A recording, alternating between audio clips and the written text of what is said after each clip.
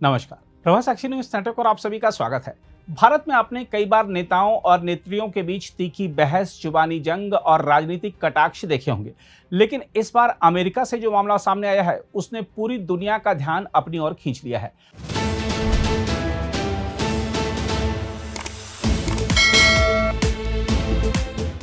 अमेरिकी राजनीति में दो महिला सांसदों के बीच छिड़ी इस भीषण टकराहट ने वहां के लोकतंत्र, प्रवासी राजनीति और राष्ट्रवाद की बहस को नए सिरे से हवा दे दी है।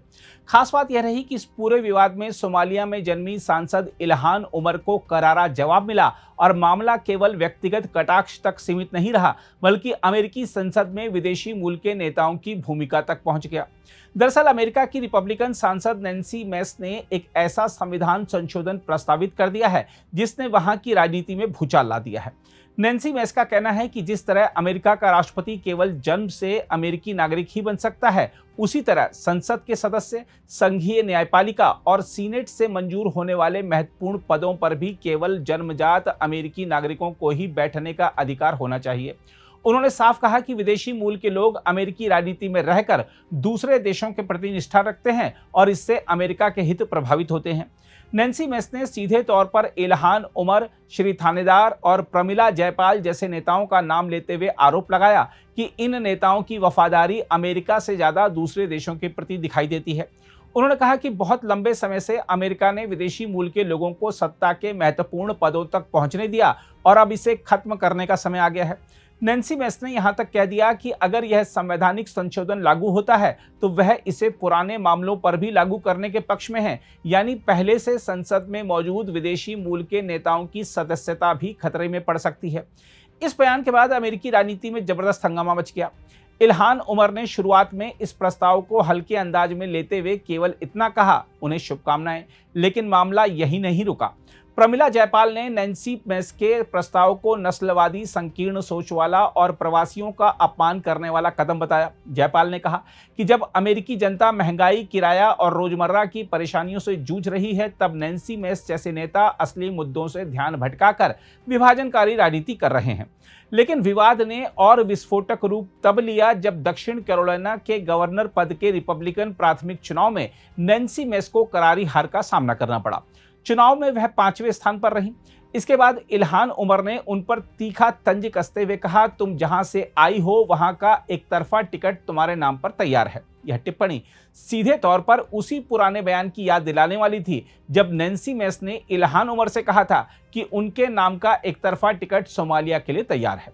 इल्हान उमर की इस टिप्पणी पर नैन्सी मेस ने बेहद आक्रामक अंदाज में पलटवार किया। उन्होंने कहा, तुम मेरे बारे में कुछ भी कह लो, लेकिन मैं कभी अपने भाई से शादी नहीं करूंगी। यह बयान इल्हान उमर को लेकर लंबे समय से चल रहे उन विवादों की ओर इशारा माना गया जिनमें उन पर अपने भाई से विवाह करने के आरोप लगाए जाते रहे हैं। हालांकि उमर इन आरोपों को पहले भी नकार चुकी हैं, लेकिन अमेरिकी राजनीति में यह मुद्दा बार बार उछलता रहा है। एक अमेरिकी सांसद ने टीवी चैनल से बातचीत करते हुए आरोप लगाया है कि इल्हान उमर ने अपने भाई अहमद नूर सईद एल्मी से शादी की थी ताकि उन्हें अमेरिका में रहने और पढ़ाई करने के लिए कानूनी दस्तावेज मिल सकें।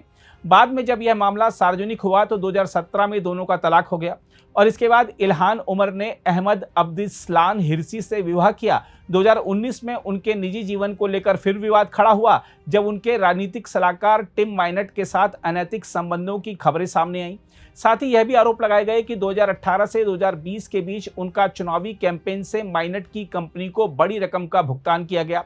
इन घटनाओं के चलते इल्हान उमर लगातार राजनीतिक और व्यक्तिगत विवादों के केंद्र में बनी रही। इसके अलावा कई राजनीतिक विश्लेषकों और सामाजिक संगठनों ने माना है कि इल्हान उमर पर किया गया उनका कटाक्ष केवल व्यक्तिगत हमला नहीं था, बल्कि यह उनके धार्मिक और सांस्कृतिक पृष्ठभूमि की ओर भी इशारा करता दिखाई दिया। इल्हान उमर मुस्लिम समुदाय से आती हैं, जहां रिश्तों की परवाह किए बिना शादी करने की खबरें आम रहती हैं। आलोचकों का कहना है कि नैन्सी मेस का बयान राजनीतिक जवाब से आगे बढ़कर पहचान और धर्म आधारित हमले जैसा नजर आया, जिसने अमेरिका में पहले से चल रही धार्मिक और सामाजिक ध्रुवीकरण की बहस को और तेज कर दिया। उधर इस विवाद में एक और सांसद सारा मैकब्राइड भी कूद पड़ी। उन्होंने नैन्सी मेस की चुनावी हार पर तंज कसते हुए व्यंग्यात्मक टिप्पणी की। इसके जवाब में नैन्सी मेस ने एक और तीखा बयान जारी करते हुए कहा कि कम से कम उन्हें अपने लिंग को लेकर कभी भ्रम नहीं रहा और ना ही वह अपने भाई से शादी करेंगी। इस बयान ने विवाद को और ज्यादा भड़का दिया। यही नहीं, अमेरिकी राष्ट्रपति डोनाल्ड ट्रंप ने तो और भी ज्यादा आगे बढ़ते हुए कह दिया कि वो सोमालिया से यहाँ आई, अपने भाई से शादी की और अब हमें संविधान का लेक्चर सुना रही हैं। Somalia, all these people came in from Somalia. They ripped off our system. You have the woman who married her brother. She came in and married her brother. Isn't that wonderful? And then she talks about the Constitution of the United States. She comes from Somalia.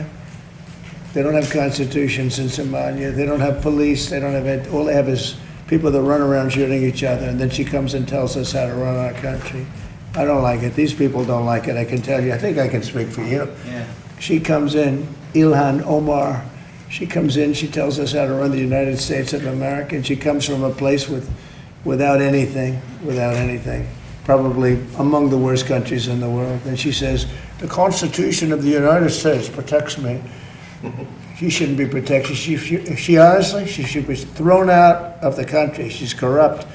And most of the people that came in are corrupt. And the whole voting system is corrupt in Minnesota. I won Minnesota 3 times, easily. I won almost every county. But they didn't give it to me. It's a corrupt system.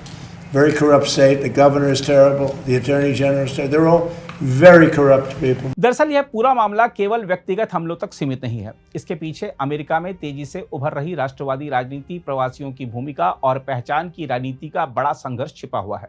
Nancy mess का प्रस्ताव अगर आगे बढ़ता है तो यह अमेरिकी संविधान में बेहद बड़ा बदलाव साबित हो सकता है।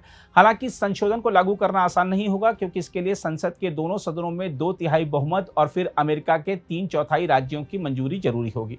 फिलहाल अमेरिका में यह मुद्दा जबरदस्त राजनीतिक ध्रुवीकरण पैदा कर चुका है। एक पक्ष इसे राष्ट्रहित और देशभक्ति का सवाल बता रहा है, तो दूसरा पक्ष इसे खुला नस्लवाद और प्रवासी विरोधी राजनीति करार दे रहा है। लेकिन इतना तय है कि इल्हान उमर और नैन्सी मेस के बीच छिड़ी यह जंग अब केवल 2 नेताओं की बहस नहीं रह गई है, बल्कि यह अमेरिका की बदलती राजनीति का सबसे विस्फोटक चेहरा बन चुकी है। अगर आप भी लेना चाहते हैं देश दुनिया की तमाम जानकारी, तो आज ही सब्सक्राइब करें हमारे चैनल को। साथ ही नीचे दिए बेल आइकन को जरूर दबाएं ताकि हर अपडेट आप तक पहुंच सके।